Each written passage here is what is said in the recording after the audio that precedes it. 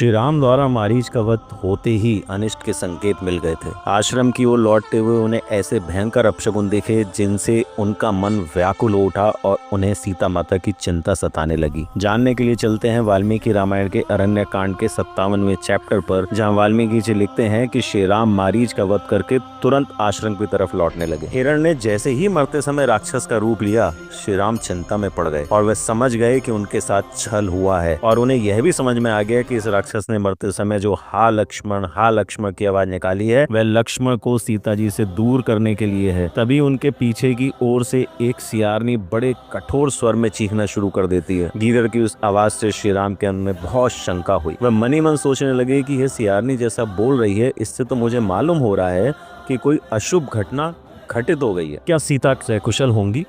उन्हें राक्षस तो नहीं खा गए? उस आवाज को सुनकर लक्ष्मण अवश्य मेरे पास आने के लिए चल दिए होंगे और इन राक्षसों ने सब ओर से मिलकर सीता का वध कर दिया होगा, क्योंकि जो राक्षसों का संहार हुआ है उसके कारण सारे राक्षस मुझसे दुश्मनी बांधे हुए हैं। आज बहुत से भयंकर अपशगुन भी दिखाई दे रहे हैं। इतने में ही सामने से उन्हें लक्ष्मण जी आते नजर आ गए। लक्ष्मण जी को देखते ही श्री राम बोले, अरे यह तुमने बहुत बुरा किया जो सीता को अकेले छोड़कर यहाँ चले आए। इसमें संदेह नहीं है कि राक्षसों ने सीता को या तो नष्ट कर दिया होगा या उन्हें खा गए होंगे, क्योंकि मेरे आसपास बहुत से अपशगुन हो रहे हैं। क्या हम लोग जीती जागती सीता को देख पाएंगे? यह हिरणों का झुंड हमारे दाहिनी ओर से आकर हमें अपशगुन का संदेश दे रहा है। ये पक्षी जिस तरह से बोल रहे हैं उनसे यही अनुमान लगता है कि सीता कुशल नहीं है। मेरी बाईं आंख फड़क रही है, इससे लगता है कि उसे कोई हर ले गया है या वह मारी गई है अथवा किसी राक्षस के साथ इस मार्ग में होगी।